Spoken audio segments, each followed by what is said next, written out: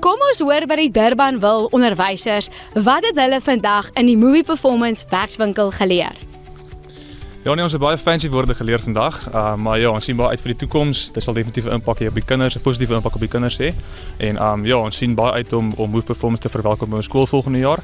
En ja, as ons kyk na die ander skole, wat se impak het op die ander skole, is ons baie positief en baie opgewonde.